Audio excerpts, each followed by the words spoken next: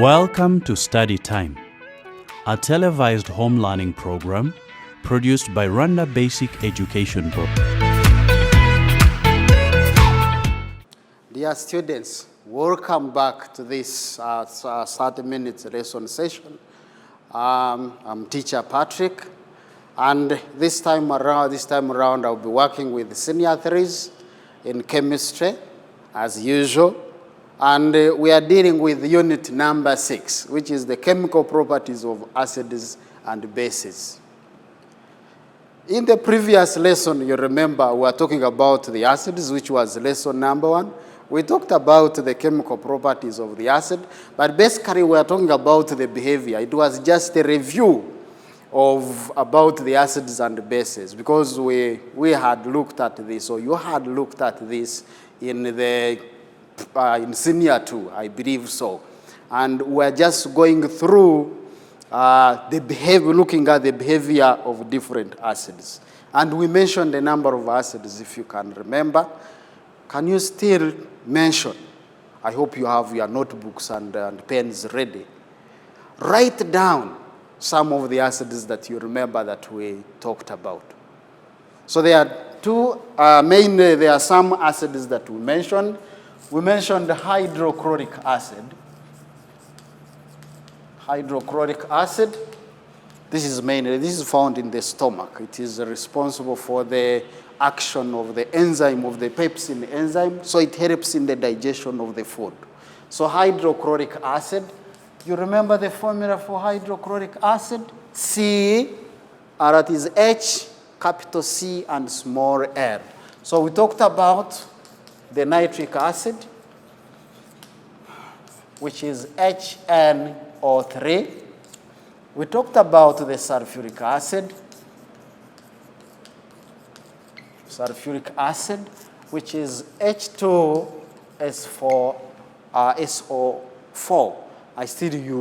I hope you still remember this. The senior threes, I hope you should not be having any problem with these acids. So these are mineral acids.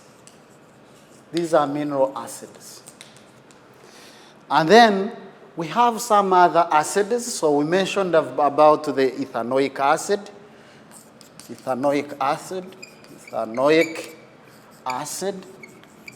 which is CH3COH, and which is the main component of vinegar. So whenever you're making salads, most of the time, you find you are adding the vinegar. So the main component in this acid, the main component in vinegar is this ethanoic acid.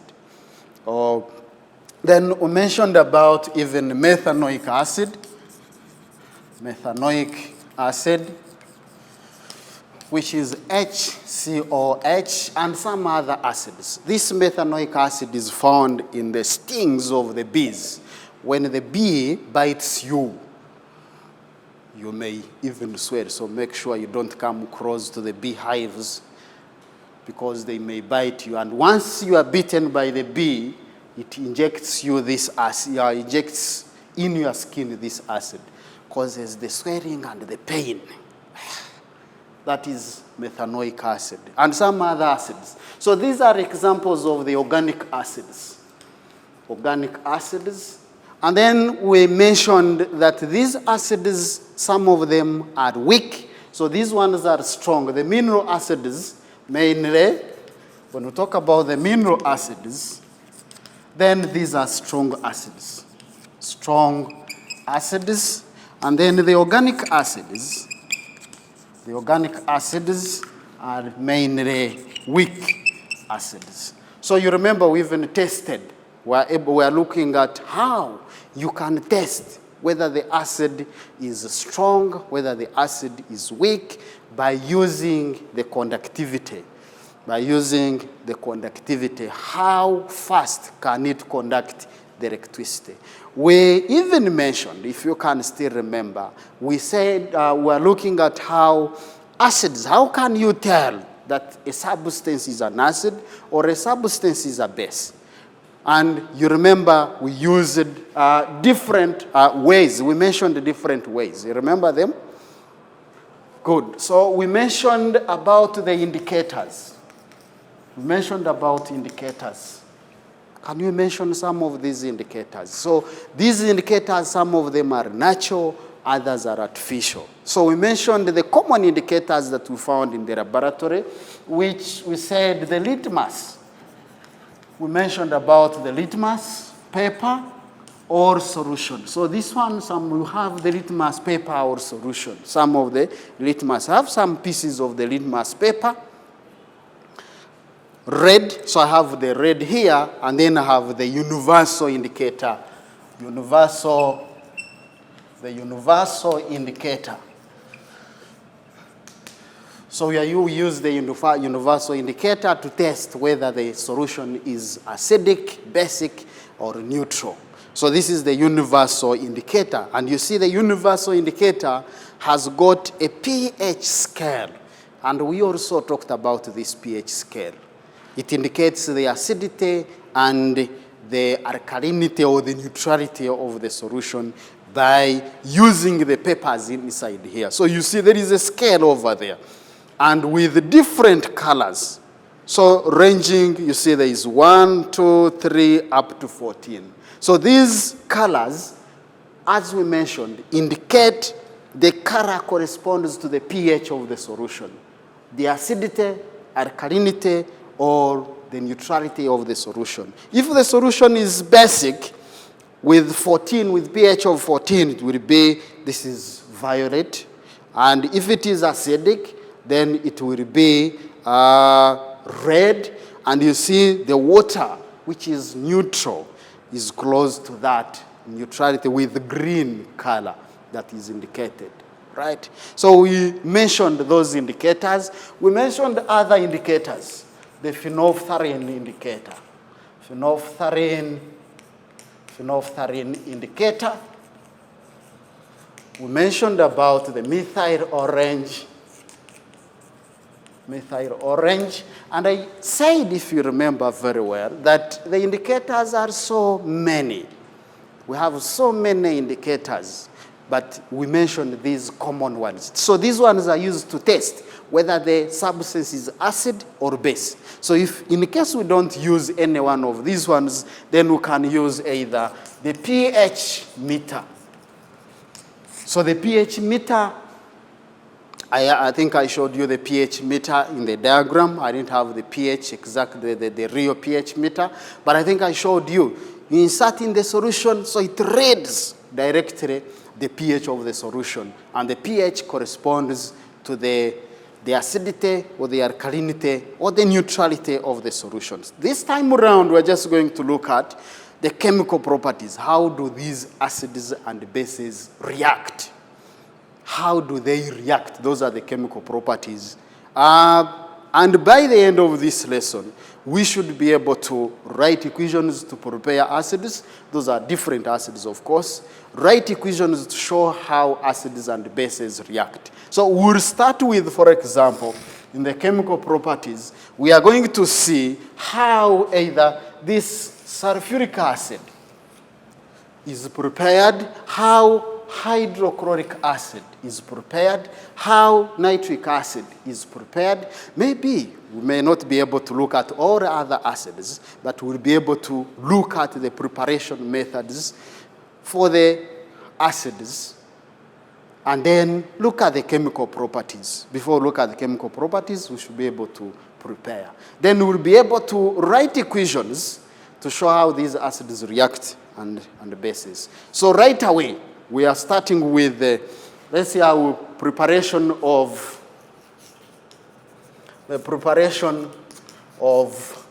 hydrochloric acid. So how do we prepare this hydrochloric acid? Over here, I will just do a very simple demonstration to show the preparation of this hydrochloric acid. So it is prepared from the reaction between sodium chloride, potassium chloride. So any salt of the group 1 metals can be used. This is sodium chloride over here, which I'm just going to use. And then I just put it over here in the test tube. And then this reacts with concentrated sulfuric acid. So I will react this one with concentrated sulfuric acid. And over here, I have water. So I will tell you why I'm using the water. So I'm correcting this gas over water. How do I know this is water? So I just want to confirm to you that this is water. So I'll use the indicator paper. This is, as I said before, this is a universal indicator. So the color that is corresponding here, I said if it is water, water is neutral. This is not pure water. So would expect to get, I would see the color of this substance. So if we insert it in, let me just look for another bigger one so that you can be able to see it. So I just insert in this indicator paper in the solution for some time. So when you look at the indicator, you see some green color coming over there. If you can be able to look at it, there is some green color that is coming. Look at this. Look at the indicator. There is some green color that is indicated. So that green color is, you see the color is coming. So the pH scale tells us that this solution is water because of the green color that is indicated on the pH. So the neutral solution here is indicated by the green color. So this is the water, and I'm just going to add some drops. Also, I would have to pass this one into, so I would have to add concentrated hydrochloric acid. This is a concentrated solution of hydrochloric acid, and then have to pass the gas, so the bubbles. So the bubbles indicate that the gas is produced.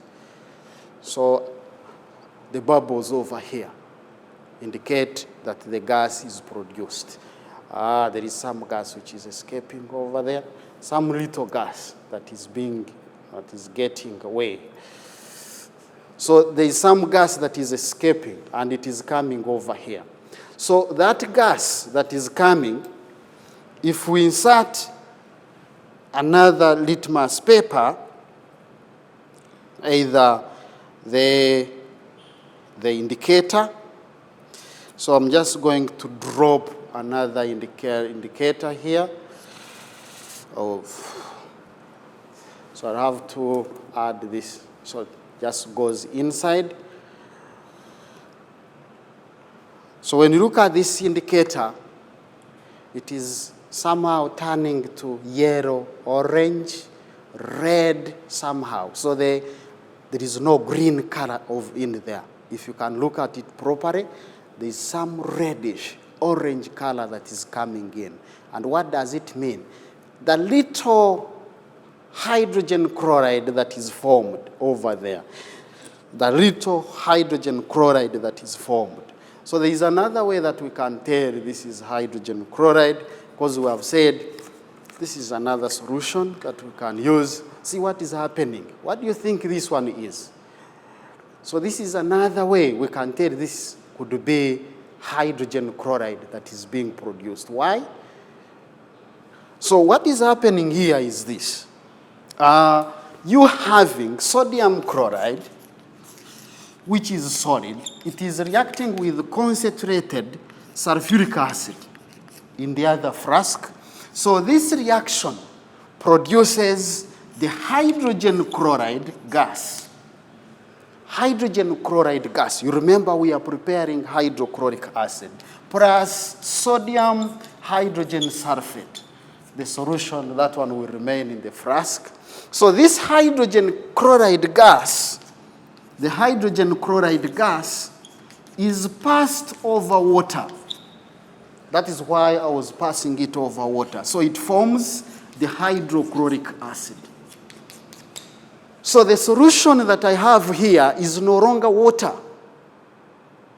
It has changed now because I've passed the gas into here. So it has changed into hydrochloric acid. So you can as well use, apart from sodium chloride, you can use potassium chloride, reacting it with concentrated sulfuric acid. So this will give potassium hydrogen sulfate, then plus the hydrogen chloride gas. Pass the gas over water. When the gas is passed over water, you'll get that. So the other concentrated, the other acids that can be used, there are other, we have mentioned, I said we have to prepare hydrochloric acid, we have to prepare nitric acid. So let's see, how do we prepare the nitric acid? So this is what I'm just talking about. I'm just forming the reaction. Hydrogen chloride is being formed. After being formed, we're able to test whether it is hydrogen chloride. Oh, something I was just going to forget here. You see, when I brought this bottle, and you remember when the gas was still coming, there were some fumes of the gas. Let me check whether the fumes are still there, whether the gas is still over there.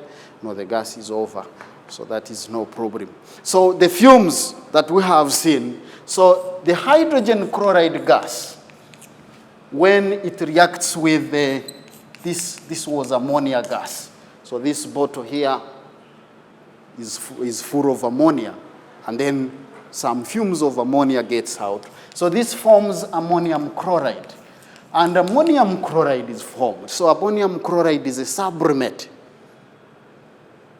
The gas changes, so when it cools down, it changes into the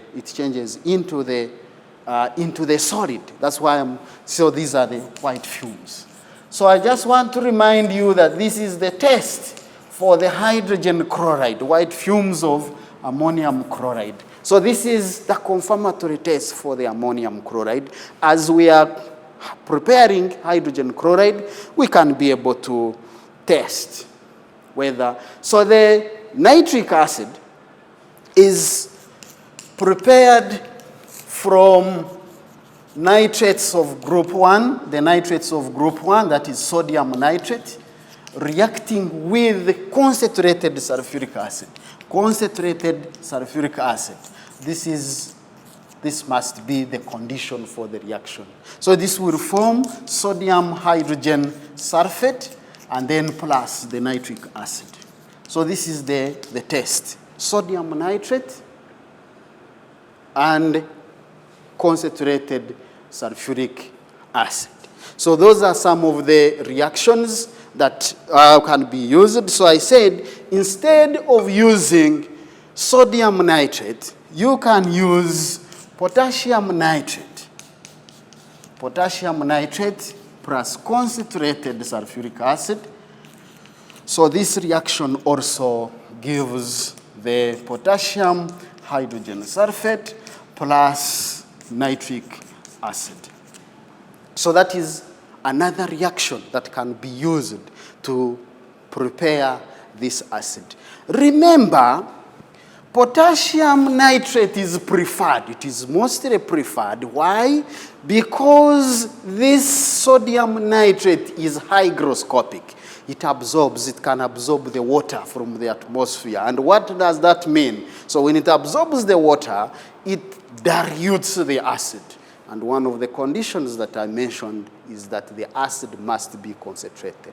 So this time, if you use sodium nitrate, because of its hygroscopic properties, it will absorb the water and then dilutes the acid. You may not be able to get the concentrated acid. So here, potassium nitrate is preferred because it is not hygroscopic.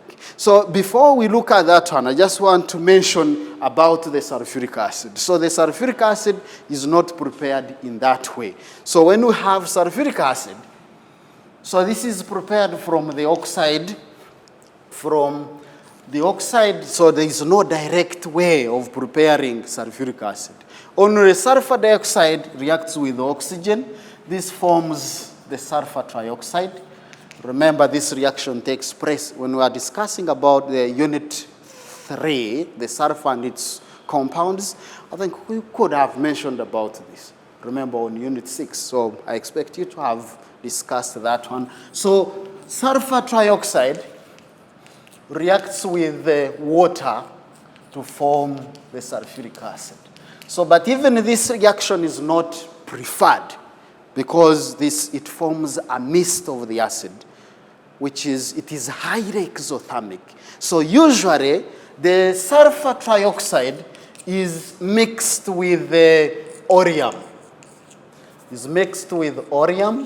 I'm just trying to remind you about this. It is mixed with I beg your pardon.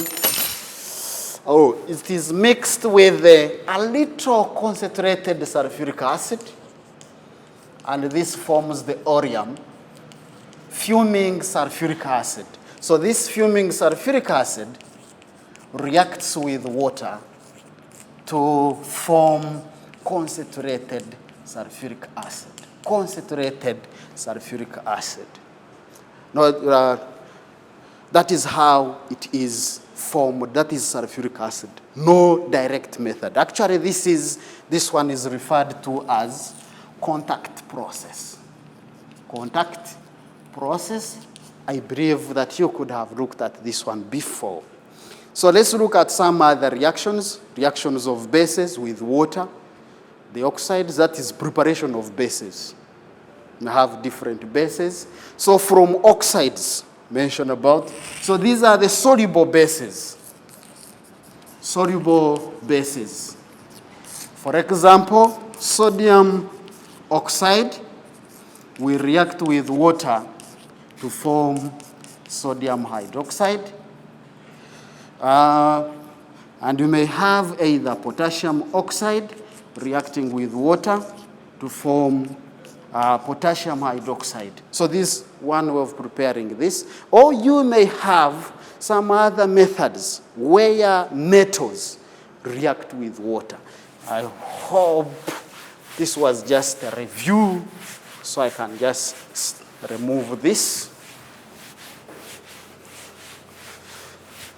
So looking at the other methods of preparing these oxides, you have either metals, sodium reacting with water.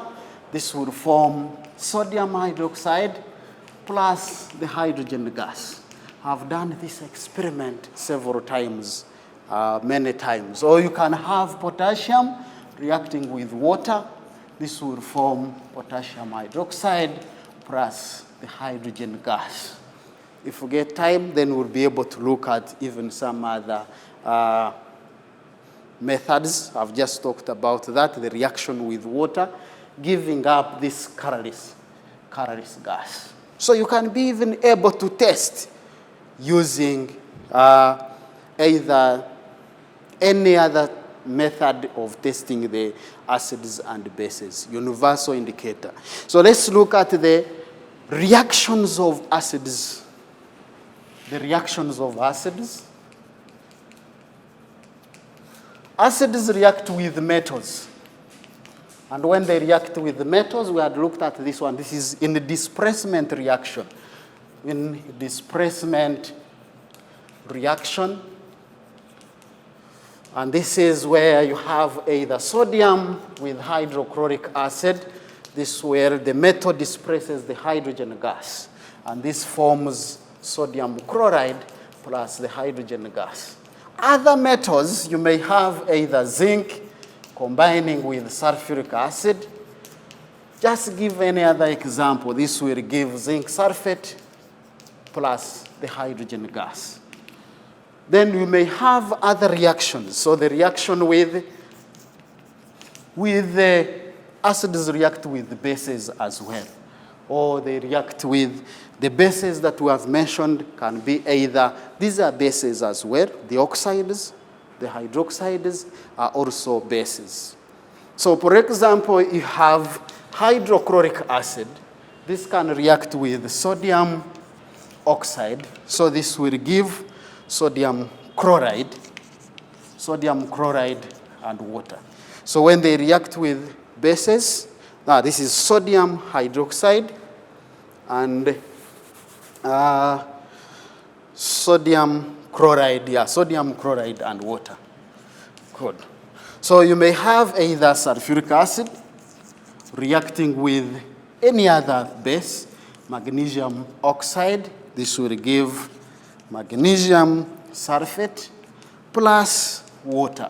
So bases react with acids to produce salt and water. Or they react with acids to produce hydrogen gas and the salt. So that is one of the reactions with calcium carbonate with carbonates. So we may have the carbonates reacting and hydrogen carbonates. So if you have, for example, calcium carbonate with hydrochloric acid, this will give calcium chloride plus carbon dioxide and water. Or the hydrogen carbonate, that will be either sodium hydrogen carbonate plus the hydrochloric acid. This will give the sodium carbonate, B2 plus carbon dioxide plus water. So those are some of the reactions of acids and bases. Then I've also mentioned that one. Then there is another important. Bases can be oxides or can be hydroxides. For example, HCl with the sodium hydroxide, this will produce sodium chloride and water. You remember the type of reaction is this? Said this is a neutralization reaction. Neutralization reaction. Neutralization reaction. Good. So I've mentioned about that. That is a neutralization reaction. Reaction with reactions of bases, which are similar to those of acids. And then some bases react with some amphoteric bases, react with sodium hydroxide to form those complexes. Sodium zincate, sodium prambate, sodium aluminate ions. And then I won't leave without giving you an assignment. I would wish that you just take a snapshot of that if you have a smartphone, so that you can be able to capture all the information. And lastly, this is what you are supposed to do. Go to e-learning platform for REB, look for student book of Senior 3, and then you discuss the uses and dangers of acids and bases in everyday life. So in the next lesson, when I come back, when I meet you, we'll be able to discuss this, but when you have already carried out the research. I thank you so much for watching and listening, and be with me in these 30 minutes. Bye-bye.